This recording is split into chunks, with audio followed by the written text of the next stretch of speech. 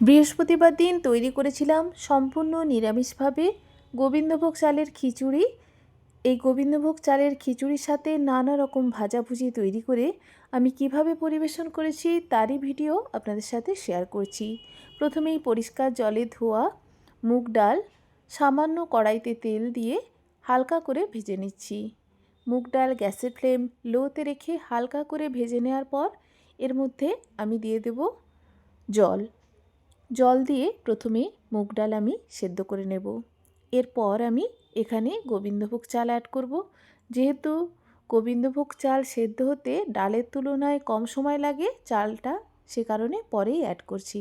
একটা তেজপাতা, পরিমাণ মতো হলুদ, লবণ দিয়েছি। ভালো করে মিশিয়ে নিয়ে ঢাকা দিয়ে রেখে দিচ্ছি প্রায় মিনিট 4। এরপর পরিষ্কার জলে ধোয়া গোবিন্দভোগ চাল দিয়ে ভালো করে মিশিয়ে নিচ্ছি, ঢাকা দিয়ে দিচ্ছি।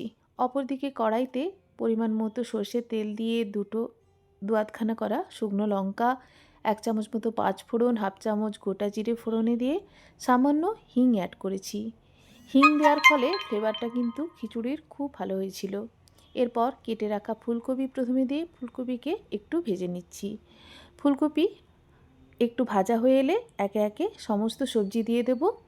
সবজির মধ্যে আমি এখানে কুমড়ো, গাজর, আলু ও টমেটো ব্যবহার করেছি। এগুলোই বাড়িতে ছিল। এই সবজিগুলো দিয়েই আমি খিচুড়ি তৈরি করেছি। খিচুড়ির স্বাদ কিন্তু অপূর্ব হয়েছিল। একটু নাড়াচাড়া করে নিচ্ছি। এখন কিন্তু লবণ দেব না, ঢাকা দিয়ে দিচ্ছি। অপরদিকে খিচুড়ির চাল ডালটা একটু নাড়াচাড়া করে আবারও ঢাকা দিয়ে সেদ্ধ হওয়ার জন্য রেখে দিয়ে দিচ্ছি সবজির ওপর ঢাকা খুলে 1 চামচ মতো জিরের গুঁড়ো, 1 চামচ ধনের গুঁড়ো, পরিমাণ মতো হলুদ গুঁড়ো ও হাফ চামচ মতো গ্রেট করা আদা মশলা সবজির সাথে কষিয়ে নিচ্ছি অনবরত নাড়াচাড়া করে। এরপর দিয়ে দিচ্ছি টমেটো দিয়ে ঢাকা দিয়ে দিচ্ছি। দেখুন সবজির সঙ্গে মশলা ভাজা ভাজা হয়ে গেছে, সমস্ত সবজি কিন্তু ভালো করে ভাজা হয়ে গেছে। এই পর্যায়ে লবণ দিচ্ছি। এইভাবে রান্না করার ফলে সবজি কিন্তু প্রায় 40% মতো সেদ্ধ হয়ে গেছে। ভালো করে লবণ মিশিয়ে নিয়ে ঢাকা খুলে খিচুড়ির দিয়ে দিচ্ছি চাল ও ডালের ওপর সমস্ত সবজিও কিন্তু সবজি 40% যেমন সেদ্ধ হয়ে গেছে, চাল ও ডালও কিন্তু 50% মতো সেদ্ধ হয়ে আছে। দিয়ে দিচ্ছি সমস্ত সবজি, ভালো করে মিশিয়ে নিচ্ছি। এরপর ওই লোহার কড়াইতেই সামান্য জল দিয়ে দিচ্ছি। জলটা হালকা গরম করে নিয়ে এখানে জল দিচ্ছি। যেহেতু একটু জলের প্রয়োজন ছিল, গরম জলই দিচ্ছি। গরম জল দিলে রান্নার স্বাদটা কিন্তু ভালোই থাকে, পরিবর্তন হয় না এবং রান্নার প্রসেসিংটাও ফাস্ট হয়। ভালো করে মিশিয়ে নিয়ে আবারও ঢাকা দিয়ে সেদ্ধ হতে দিয়ে দেবো। দেখুন ঢাকা, এরপর আমি খুলে দিয়েছি।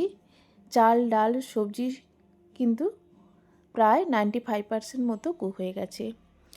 জলে ভিজিয়ে রাখা কাজু কিশমিশ অ্যাড করে ভালো করে মিশিয়ে নিচ্ছি। এরপর এখানে আবারও আমি কয়েক সেকেন্ডের জন্য খিচুড়ি ঢাকা দিয়ে রেখে দেব, ফলে খুব ভালো করে আবারও সেদ্ধ হয়ে যাবে।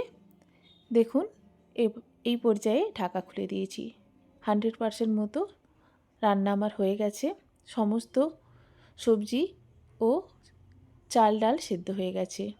আমি ফ্রেশ ধনেপাতা কোচানো ও সামান্য গুঁড়ো চিনি এখানে দিয়েছি। ভালো করে মিশিয়ে নিয়ে প্লেটে সার্ভ করছি। দেখুন কত সুন্দরভাবে খিচুড়ি কিন্তু রেডি হয়ে গেছে। পারফেক্টভাবে সমস্ত সবজি ও চাল ডাল সেদ্ধ হয়ে গেছে। আমি কাঁসার থালায় গরম গরম পরিবেশন করছি খিচুড়ির সাথে খাওয়ার জন্য আমি নানা রকম ভাজাভুজি তৈরি করেছি, যেমন আলুর ভাজা, কাঁচা কলার ভাজা, পটল ভাজা, কুমড়োর ভাজা, সেই সমস্ত ভাজা রাখছি। সাথে খিচুড়ির সাথে খাওয়ার জন্য চাটনিও তৈরি করেছি ও রাখছি মিষ্টি দই। এইভাবেই বৃহস্পতিবার দুপুরে খিচুড়ি তৈরি করে আমি পরিবেশন করেছি। তার ভিডিও আমি শ্যুট করেছিলাম, আপনাদের সাথে শেয়ার করলাম। এই ভিডিও আপনাদের যদি ভালো লাগে আমার চ্যানেলকে অবশ্যই like, comment, share and subscribe করার অনুরোধ রইল। সবশেষে খিচুড়ির ওপর আমি দিয়ে দেবো সামান্য দেশি ঘি চামচে করে। ঘি দিলে খিচুড়ির স্বাদটা কিন্তু দ্বিগুণ হয়ে যায়। ঘিয়ের সাথে খিচুড়ি খেতে দুর্দান্ত লাগে। ধন্যবাদ।